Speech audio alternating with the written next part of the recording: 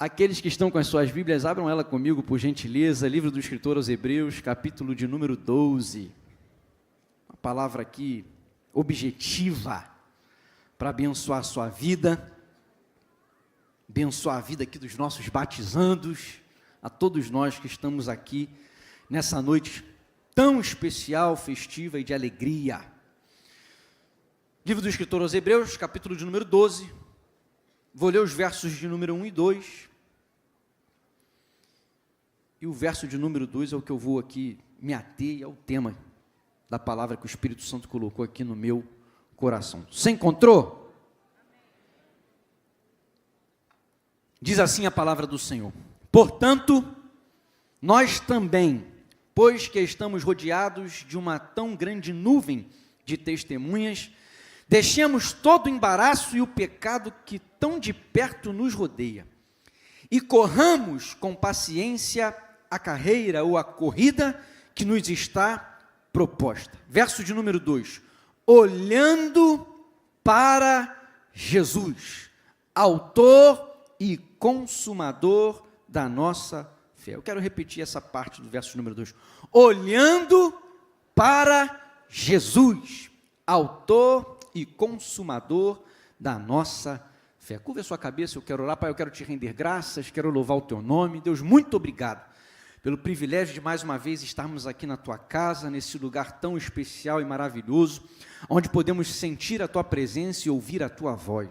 Deus, mais uma vez eu te peço que o Senhor possa usar de misericórdia para comigo e me ajude a expor as tuas verdades, e que mais uma vez aqui nesse lugar, que o seu povo seja abençoado, que a sua igreja seja edificada, que o seu nome seja engrandecido.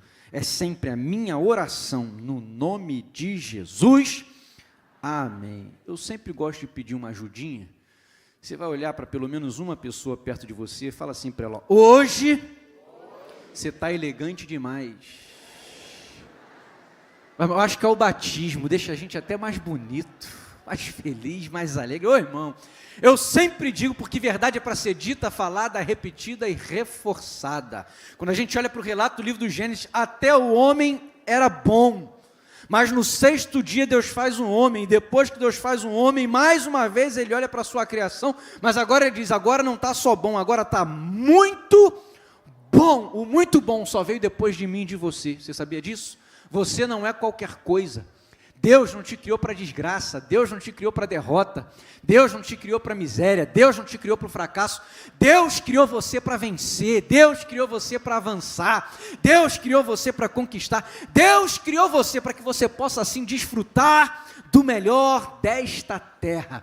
Na ADVEC eu sempre digo, nós não servimos a um Deus carrasco, condenador nem acusador, mas nós servimos a um Deus que é abençoador. Hebreus 11:6 é um texto que eu amo e sempre digo, sem fé é impossível agradar a Deus, porque é necessário que todo aquele que se aproxima de Deus creia que Ele existe. Ele é o quê? Galardoador, não é condenador, é galardoador, abençoador, recompensador daqueles que o buscam. Alguém veio buscar o Senhor? Então tem bênção, tem vitória, tem milagre e tem resposta de Deus para você, no nome de Jesus. Irmãos, esse texto aqui é muito interessante. Capítulo de número 12, o escritor aos Hebreus, ele está concluindo um raciocínio. É por isso que o versículo número 1 começa com a palavra portanto. Na verdade, essa conjunção conclusiva, portanto, dessa forma, dessa maneira, por isso, sendo assim, nós também, pois que estamos rodeados de uma tão grande nuvem de testemunhas, deixemos o embaraço e o pecado que tão de perto nos rodeiam, corramos com paciência a carreira que nos está proposta. Ele está falando que existe uma carreira e só existe um plano, existe um projeto para cada um de nós. Quem está vivo aqui? Deixa eu ver se tem alguém vivo. Você está vivo? Tem um plano de Deus para você. Tem um projeto de Deus para você. Existe uma carreira, existe uma corrida. E ele está concluindo aqui uma ideia, que começa no capítulo de número 11, quando ele faz menção de grandes homens e mulheres que correram a sua carreira. Grandes homens e mulheres que concluíram a sua carreira de fé, que alcançaram, que tiveram feitos grandes e extraordinários. E aí no capítulo de número 12 ele conclui essa ideia, e ele nos dá aquela que é a chave para que nós possamos verdadeiramente termos sucesso na conclusão da nossa carreira, termos sucesso na conclusão do nosso projeto, termos sucesso na conclusão do nosso propósito, está no verso de número 2. Como é que a gente faz isso? Olhando para Jesus, autor e consumador da nossa fé. Aqui está o segredo, aqui está a chave para nós conseguirmos concluir e para que nós possamos ter sucesso no plano e no projeto de Deus para as nossas vidas. O segredo é: olhe sempre para Jesus. Olhe sempre para Jesus. Batizando os que estão aqui, nunca deixem que isso saia da sua mente e do seu coração. Aqui está o segredo da nossa vitória. Aqui está o segredo para nós iniciarmos, para nós continuarmos e para nós finalizarmos. Olhe sempre para Jesus. Diga para alguém que está perto de você: olhe sempre para Jesus. Olhe sempre para Jesus, sabe por quê? Se não olhar, você enfraquece. Olhe sempre para Jesus, sabe por quê? Se não olhar, você se decepciona. Olhe sempre para Jesus, sabe por quê? Se não olhar, você se perde. E com todo carinho e com todo respeito, de repente já está até perdido. Mas olhe sempre para Jesus, porque senão você enfraquece. Enfraquece por quê? Porque o pecado nos enfraquece. E todos nós já nascemos debaixo do pecado. O apóstolo Paulo, escrevendo aos Romanos, ele diz no capítulo 3, e o verso número 23, que todos nós pecamos e destituídos estamos da glória de Deus. E o pecado nos enfraquece porque Romanos 6, 23 diz que o salário do pecado é a morte. O pecado nos faz mal. E quantas pessoas nós vemos hoje que estão fracas pelo pecado. Quantas pessoas que estão enfraquecidas pela mentira, enfraquecidas pelo engano, enfraquecidas pela prostituição, enfraquecidas pelo adultério, enfraquecidas pela bebida, enfraquecidas pela droga, enfraquecidas pelo jogo. Por quê? Porque o pecado nos enfraquece. Por isso é tão importante que eu e você tenhamos isso sempre claro na nossa mente e no nosso coração. Eu preciso olhar para Jesus, porque quem não olha para Jesus enfraquece. Em segundo lugar, quem não olha para Jesus se decepciona. Se decepciona por quê? Porque toda pessoa, irmãos, todo ser humano, todo homem honesto sabe que ele está muito longe da perfeição quando ele olha para si com sinceridade e com verdade. Todo homem honesto sabe, quando olha para si com sinceridade e com verdade, ele reconhece que ele é falho, ele reconhece que ele erra, ele reconhece que ele fracassa.